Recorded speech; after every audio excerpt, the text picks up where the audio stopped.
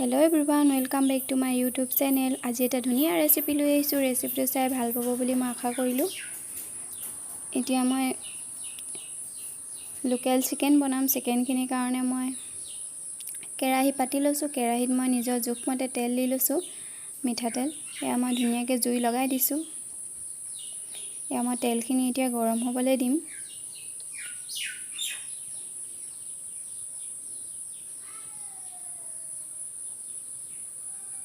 এয়া মোৰ তেল গৰম হ'ল। এতিয়া মই দুটা পিয়াজ কাটি লৈছিলোঁ। পিয়াজকেইটা মই দি লৈছোঁ। ধুনীয়াকৈ ৰঙচুৱা হোৱালৈকে মই পিয়াজকেইটা ভাজি ল'ম।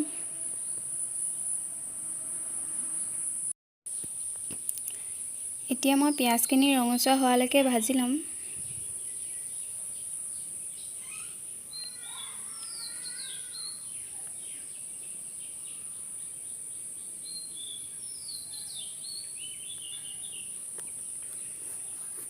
এতিয়া মই আদা নহৰু পেষ্ট দিছোঁ।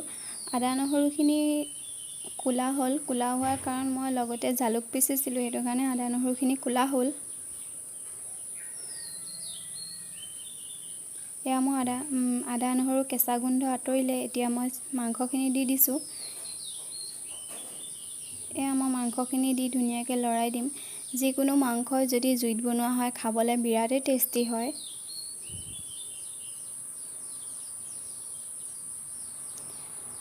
যিহেতু মই মাংস জুইত বনাই আছোঁ, সেইটো কাৰণে মোৰ ভিডিঅ'টো অকণমান ধোঁৱা আহিব পাৰে আৰু এখন হাতে মই মোবাইলটো ধৰি থাকিবলগীয়া হৈছে।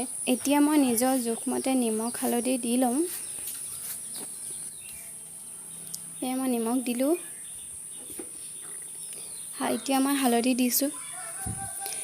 ভিডিঅ'টো মই ষ্টাৰ্ট কৰা বেছি দিন হোৱা নাই ভিডিঅ'খিনি বনোৱা, সেইটো কাৰণে ভিডিঅ'টো অকণমান বেয়া হ'বও পাৰে আৰু মই ভিডিঅ'বিলাক ইমান ভালকৈ এডিট কৰিব নাজানো। যেনেকৈ পাৰিছোঁ তেনেকৈ দিছোঁ আৰু এতিয়া যিহেতু মই নতুন হৈ আছোঁ, লাহে লাহে শিকিমগৈ আৰু।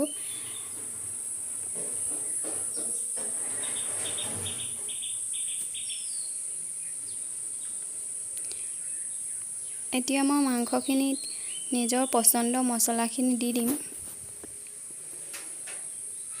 ইয়াতে মই মিক্স কৰি থোৱা আছে মছলা, জিৰা, ধনিয়া আৰু মিট মছলা। আমি যিহেতু বেছি মছলা নাখাওঁ, সেইটো কাৰণে নিজৰ পচন্দৰ মছলাখিনি দি লৈছোঁ। আপোনালোকে যদি বেছি মছলা খায় আৰু বেলেগ কিবা মছলা খায় তেনেহ'লে দি ল'ব পাৰিব। মই একেবাৰে চিম্পুল পদ্ধতিৰে বনাইছোঁ মাংসখিনি।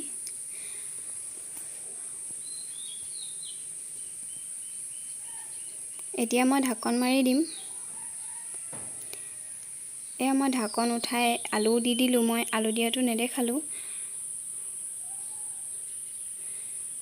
ঢাকন উঠাই মই এতিয়া ভালকৈ লৰাই দিছোঁ।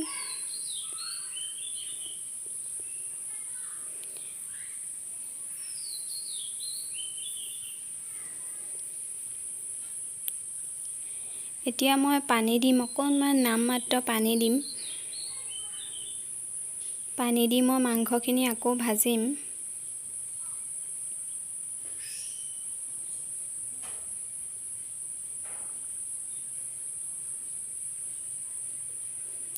এতিয়া মই ঢাকনখন মাৰি দিম।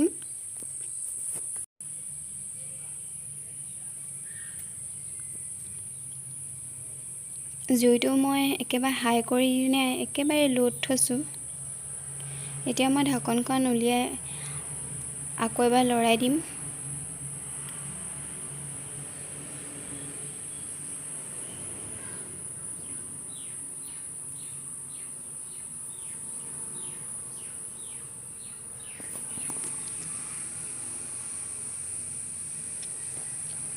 মাংসখিনি মোৰ প্ৰায় সিজিছে আৰু।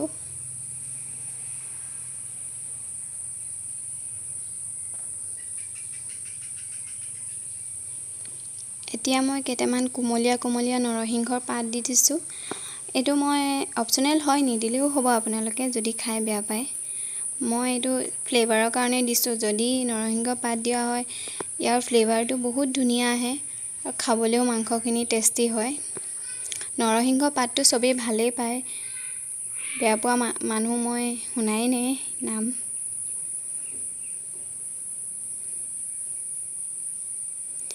এয়া মোৰ আলু প্ৰায় সিজিলেই, মাংসও মোৰ সিজিলে, আলুও ধুনীয়াকৈ সিজি গৈছে।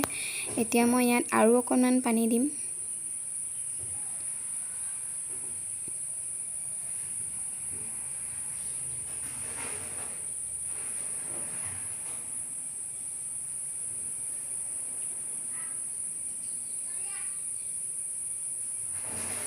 ইয়াতে মই আৰু অকণমান পানী দি ভাজিম।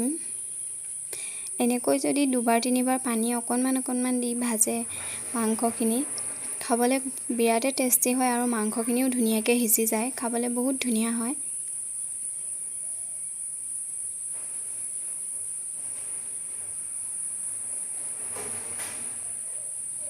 এতিয়া মই ঢাকনখন উঠাই লৈছোঁ।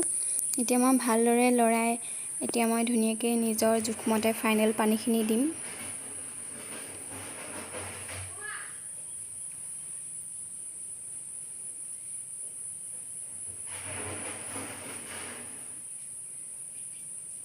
যদি মোৰ ভিডিঅ'বিলাক চাই আপোনালোকৰ ভাল লাগিছে তেনেহ'লে প্লিজ বন্ধুবৰ্গৰ লগত এই ৰেচিপিবিলাক শ্বেয়াৰ কৰিব। তেনেই সহজ ৰেচিপিবোৰ খুব কম সময়তে বনাব পাৰিব। এতিয়া মই নিজৰ জোখত ফাইনেল পানী দি দিছোঁ। এতিয়া মই পানীখিনি দি ভালদৰে উতলাম মাংসখিনি।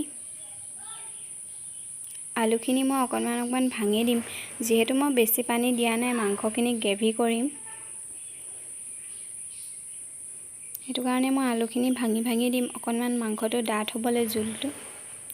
এয়া মোৰ ফাইনেল মাংস হৈ গ'ল, এই উতল আহিলেই মাংসখিনি। এতিয়া মই মোৰ মাংস ৰেডি হৈ গ'ল। মই এতিয়া একেবাৰে শেষত জালুক দিম, জালুকখিনি সিজালৈকে অকণমান দেৰি লৰাই ল'ম। এয়া মোৰ মাংস ৰেডি। ধন্যবাদ ভিডিঅ'টো চোৱাৰ কাৰণে।